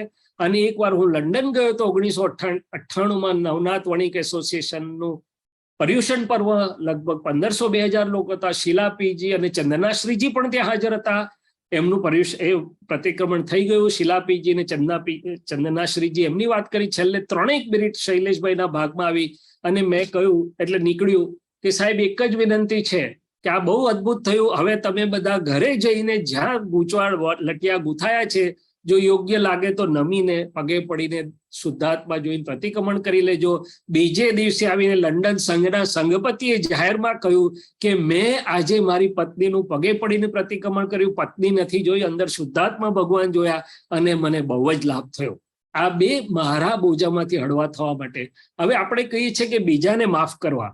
હવે હું એમ કહું છું કે બીજાને માફ કરી શકીએ છીએ ખરા, આપણે ભૂલી શકીએ છીએ, બહાર ન બોલીએ તો ચિત્તમાંથી જાય છે. અને બીજી વાત કે હું માફ કરું છું એ પણ એક અહંકાર નથી. ભગવાન મહાવીરને જ્યારે કાનમાં ખીલાડ વાગ્યા ત્યારે એમણે પેલાને માફ કર્યો તો તો કે ના, દેખાયું કાં તો મારી જ ભૂલનું પરિણામ છે, પેલો નિમિત્ત છે ને ગુનો જ નથી, તો માફ કરવાની જરૂર જ નથી. જો મને હાજર થાય કે કુદરતનો નિમિત્ત છે, ટપાલી માત્ર છે, મારો જ હિસાબ છે, એનો ઉલટાનો એનો ઉપકાર છે કે મને છોડાવે છે, બન્યું તે ન્યાય તો ક્ષમા કરવી ના પડે, પરિણામ સ્વરૂપે ઉત્પન્ન થઈ જાય. આવું મને સમજાય. છેલ્લી વાત કે આત્મપ્રાપ્તિ પ્રયોગના બીજા ભાગની જે વાત કરી, તો કે હું કોણ છું. હવે આ બધાને હું કહીશ કે ભાઈ આ મારું ઘર છે, મારા પૈસા છે, મારો બંગલો છે, મારી ફિક્સ ડિપોઝિટ, મારા પત્ની, મારા દીકરાઓ. અરે છેલ્લે હું મારું મન કહું છું, હું મન કહેતો નથી. માય ફિલિંગ્સ કહું છું, આઈ એમ ફિલિંગ કહેતો નથી. મારા કર્મો કહું છું, હું કર્મો. અને છેલ્લે મારો અહંકાર કહું છું, હું અહંકાર કહેતો નથી. તો કે છે કે આ બધો માય વાળો પાર્ટ બાજુ મૂકવામાં આવે તો બીજી બાજુ શું રહે? તો આય. આ માય વાળો પાર્ટ એ સંયોગ વિયોગ સ્વરૂપે છે, એટલે કે અવસ્તુ છે. આઈ એ અસંયોગી વસ્તુ સ્વરૂપે છે, પણ ઓળખાણ પાડવાની જરૂર છે. એટલે જ્ઞાનીઓ આટલું જ કહે છે કે જાણનારાને જાણો, know the knower and you will know everything.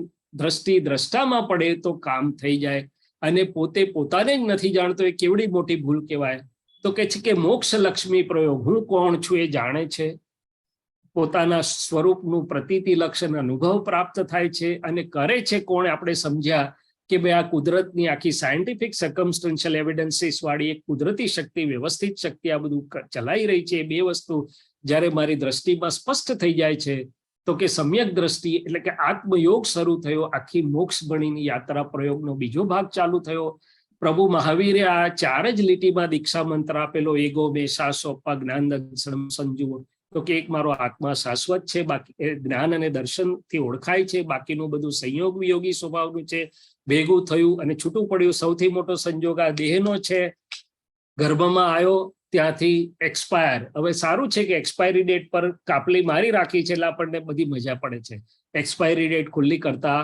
હવે જો દેહ જ સંયોગ સ્વરૂપે છે, તો બાકીના બધા સંયોગ વિયોગ જ હોય. એટલે ભગવાન કહે છે કે શેષા મે બાહિરા ભાવ, આ બધા બાહ્ય ભાવો છે સંયોગ વિયોગ વાળા, એમાં મારાપણું થવાથી જીવને દુઃખોની પરંપરા ચાલુ થઈ. તે હું સુગુરુના ચરણોમાં, પરમાત્માના ચરણોમાં સમર્પણ કરું છું. સમણ સુત્તમની ગાથા 516 અને 517 જોશો તો સુંદર સમજાશે. આ બધી સમણ સુત્તમની ગાથા આખી સમ્યકત્વ માટે છે. 196, 17, 18, 217, 18, 222 થી 28 અને 254, 255. રાજચંદ્રે આજ વાત કરી, જેણે આત્મા જાણ્યો તેણે સર્વ જાણ્યું, અને જે સ્વરૂપ સમજ્યા વિના પામ્યો દુઃખ અનંત, છૂટે દેહાધ્યાસ. એ આ જ વાત છે. ગીતામાં આત્મયોગની જે વાત છે, પ્રકૃતિ અને પુરુષના અધ્યાયની જે વાત છે, પરમાત્મા યોગની વાત છે, તે આ જ વાત છે. અને શંકરાચાર્ય જે કહે છે કે હું મન નથી, બુદ્ધિ નથી, વાણી નથી, ફિલિંગ્સ નથી, કર્મો નથી, સચ્ચિદાનંદ સ્વરૂપો હમ, તે પણ આ જ વાત છે. છેલ્લે વિજ્ઞાનમાં કોઈ ભેદ હોતા નથી.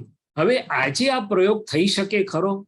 તો કે હા, કેટલેક અંશે થઈ શકે. તો કે કેવી રીતે થઈ શકે? તમે દેખાડ્યું તો ખરું, હવે અમને કંઈક આગળ વાત કરો. તો કે વિતરાગોનો જે ભેદ વિજ્ઞાનનો પ્રયોગ છે, કે રિલેટિવ અને રિયલને છૂટું પાડવું, પ્રકૃતિ અને પુરુષને, અનાત્માને અને આત્માને ગુણોથી છૂટું સમજવું, તો એનાથી સમ્યક દ્રષ્ટિ ઉત્પન્ન થાય. એટલે કે 50 મિનિટનો ભેદ વિજ્ઞાનનો પ્રયોગ થઈ શકે છે. દાદા ભગવાન હતા ત્યારે તો અદ્ભુત થતો હતો, હજી પણ એમની કૃપાથી વિતરાગોનો પ્રયોગ છે થઈ શકે એવો છે. અને જો આ ભેદ વિજ્ઞાનના પ્રયોગમાં આપણે એ કરીએ તો આપણને આત્માની પ્રતીતિ આજે પણ ખુલ્લી થાય તેવી છે. અને એ પ્રયોગ પછી 5 મૂળભૂત વાક્ય છે કે વ્યવહાર દ્રષ્ટિ એટલે કે રિલેટિવ વ્યૂ પોઈન્ટ. અત્યારે તમારી જોડે જે વાત કરી રહ્યા છે રિલેટિવ છે ભાયા. આ શૈલેષભાઈ રિલેટિવ છે. ટેપ રેકર્ડ વાગે છે, વાણીએ રેકર્ડ છે. તો કે અને તમે આપણે બધા રિલેટિવ વ્યૂ પોઈન્ટ થી, આ કોઈ ગાય છે, કોઈ કૂતરો છે, કોઈ પિતા છે, કોઈ પુત્ર છે, રિયલ દ્રષ્ટિથી બધાની અંદર શુદ્ધાત્મા છે. આ બે દ્રષ્ટિથી જો જોવામાં આવે તો કૃષ્ણ ભગવાનના દિવ્ય ચક્ષુ જેવું આત્મવત સર્વભૂતેશોનું પરિણામ પ્રાપ્ત થાય, અથવા સર્વે જેવું છે સિદ્ધ સમજે તે થાય. એ આ જ વસ્તુ છે.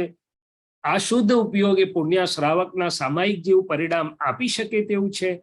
હવે જગતમાં કરતા કોણ, નિયંતા કોણ? તો કે સાયન્ટિફિક સર્કમસ્ટન્શિયલ એવિડન્સ એટલે કે વ્યવસ્થિત શક્તિથી આ બધું ચાલે છે. તો કર્તાપદનો અહમ પણ તૂટે. તો પછી મારે આ બધા વ્યવહારમાં રહેવું કેવી રીતે? તો કે આ બધા જ ઋણાનુબંધી હિસાબો, સૌથી મોટું આમનવાણી કયા અને બીજા, એનો સમભાવથી નિકાલ કરો, એટલે કે ફાઇલોનો સંભાવથી નિકાલ કરો.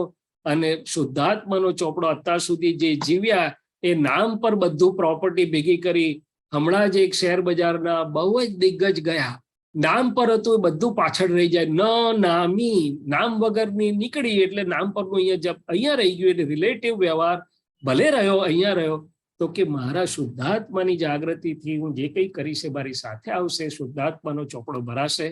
એટલે નવા સરળ અધ્યાત્મ માર્ગનું ફાઉન્ડેશન, વૈજ્ઞાનિક ફાઉન્ડેશન શું કહેવાય?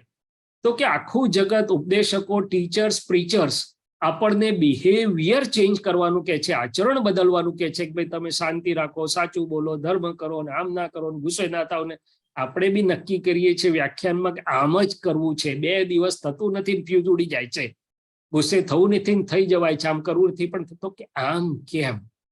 તો કે રિઝલ્ટ બદલાય કે કોઝ બદલવું પડે, ઇફેક્ટ બદલાય કે કોઝ બદલવું પડે, ફળ બદલાય કે બી બદલવું પડે, સ્વાભાવિક છે કોઝ અથવા સીડ બદલવું પડે.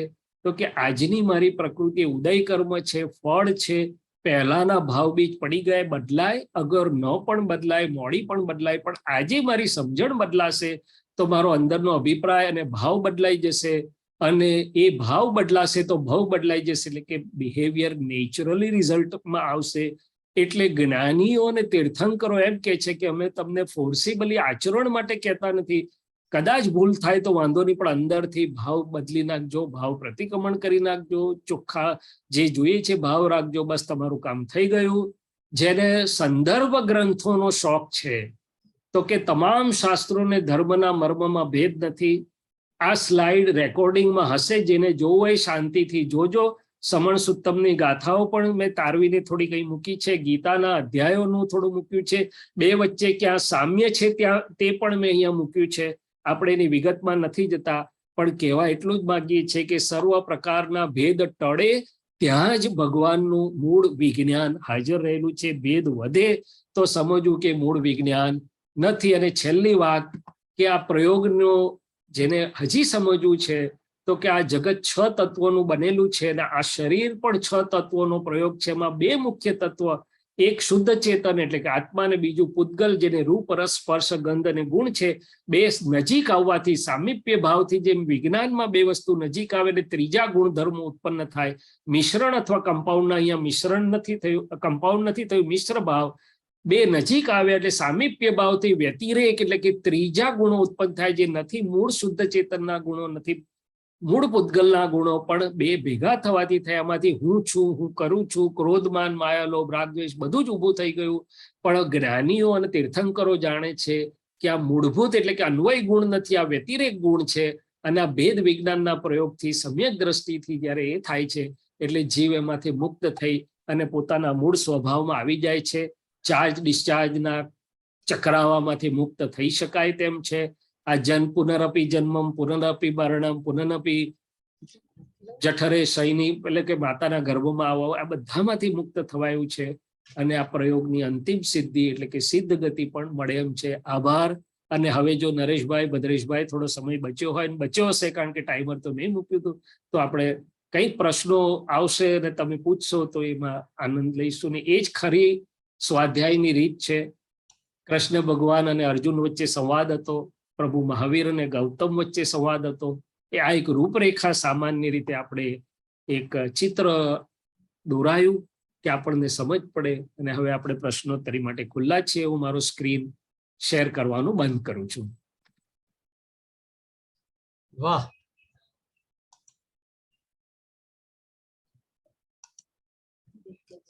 Sir, that was simply wonderful. ખૂબ સરસ. સમય ના બચ્યો હોય તો પણ વાંધો નહીં. અને હા શૈલેષભાઈ, આપે મંત્રમુગ્ધ રજૂઆત કરી, અને જે 2 વાક્યો મને બહુ જ ગમે છે, બન્યું તે જ ન્યાય અને ભોગવે તે ભૂલ, એના પર ચર્ચા બહુ લાંબી કરી શકાય, પણ આપણી પાસે ટાઈમ નથી. મહારાજ શ્રી બિલકુલ, કારણ કે 9:30 10:30 બદલે 10:54 થઈ ગઈ છે. અરે 9:54 થઈ ગઈ છે. We are 24 minutes late. 10 minute અમારી શરૂઆતમાં ગઈ હશે. એનીવે, આપણે પ્રશ્નોત્તરી શૈલેષભાઈ છેલ્લે લઈશું. તમે રહેજો જરૂરથી, તમે અને તમારા અનુયાયીઓ. ભલે તે વખતે થોડા હશે, પરંતુ આપણે પ્રશ્નોત્તરી લઈશું. એકદમ ઝડપથી મહારાજ શ્રીનો